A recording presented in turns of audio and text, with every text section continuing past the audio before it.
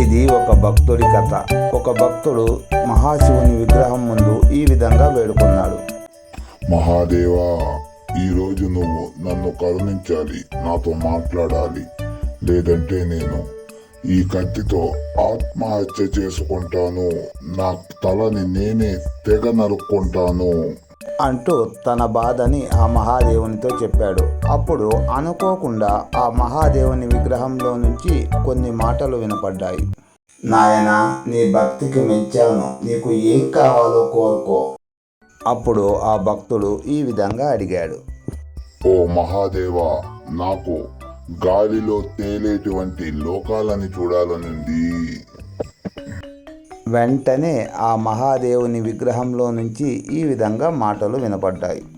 భక్త, నీ కోరిక చాలా మంచిది, చాలా విలువైనది. సరే, నీ ఆనందం కోసం ఈ క్షణమే నీవు అన్ని గాలిలో తేలాడే లోకాలని చూడు. అలా మహాదేవుడు చెప్పాడో లేదో వెంటనే ఇతను అక్కడ ఉంటాడు.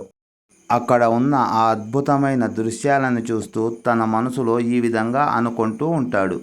ఆహా ఆహా, ఏమి అద్భుతం, ఏమి ఆశ్చర్యం!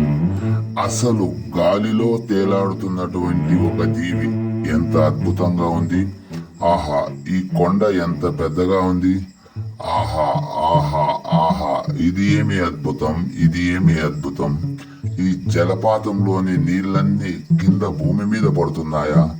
గాలిలో తేలాడేటువంటి ఒక జీవి, అందులో ఒక జలపాతం. ఈ జలపాతంలో స్నానం చేస్తే ఎంత హాయిగా ఉంటుందో!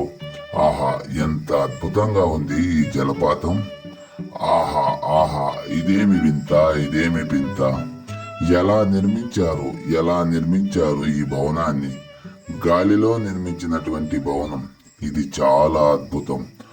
ఈ ప్రపంచంలో ఇంకా ఇటువంటి వింతలు ఎన్ని ఉన్నాయో, మన భూమి లాంటివి ఇంకా ఎన్ని ఉన్నాయో! ఆహా ఆహా, ఎంత ఆశ్చర్యం, ఎంత ఆశ్చర్యం!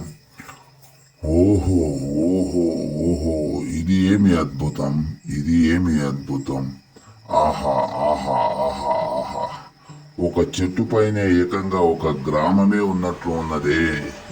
ఎంత అద్భుతం, ఎంత అద్భుతం! ఈ నిర్మాణానికి చాలా మెచ్చుకోవాల్సిందే. ఇది ఏమి ఇది, ఇది ఏమి ఇది? ఎటువంటి ఆధారం లేకుండా కేవలం గాలిలోనే నిలబడిపోయింది. ఆహా ఆహా, ఏమి అద్భుతం, ఏమి అద్భుతం, ఏమి సౌందర్యం, ఏమి సౌందర్యం!